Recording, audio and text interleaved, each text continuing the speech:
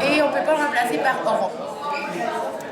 Si on écrit on en ON, ben là, la terminaison du verbe sera a été. Puis on peut le faire à la.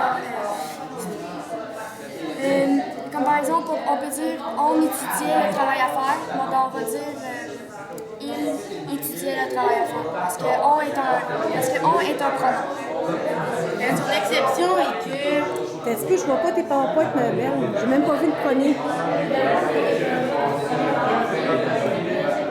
OK.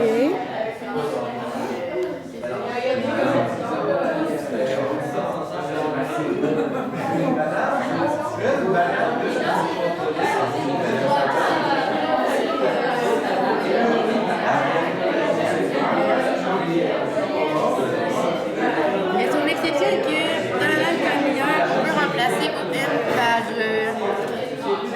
à la place du nous. Exemple, si on dirait. Ok, Maxime et moi, on est allés au cinéma lors de notre premier rendez-vous. Ben, le on est au parti passé parce qu'il va remplacer le nous. Même est un pronom définitif à la troisième personne singulier.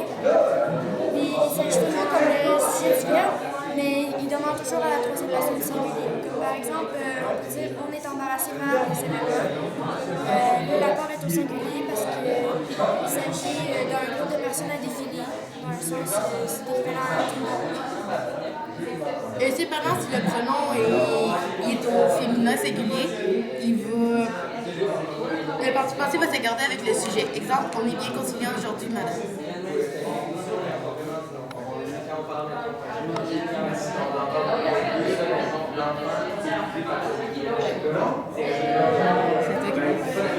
La règle est que si on écrit ONT, si on peut remplacer par auront, comme sinon on peut dire mes amis ont du travail ce matin. Fait que là on peut dire mes amis auront du travail ce matin.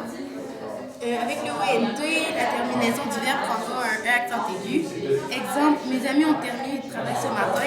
On dirait mes amis auront terminé de travail ce matin. Donc la terminaison du verbe prendra E accent aigu. Le on avec un T est un verbe à l'auxiliaire avoir conjugué à la troisième personne du pluriel au présent. Et on peut le conjuguer à l'imparfait, fait que la phrase reste pareille. Comme par exemple, on peut dire ils ont mangé des pommes. Bon, ben non, on dira ils auront mangé des pommes. ONT sont notamment dans la forme du passé composé. La seule façon qu'on a trouvé pour différencier ON de ONT est. C'est de remplacer ON par il ou Léon, puis ONT par auront.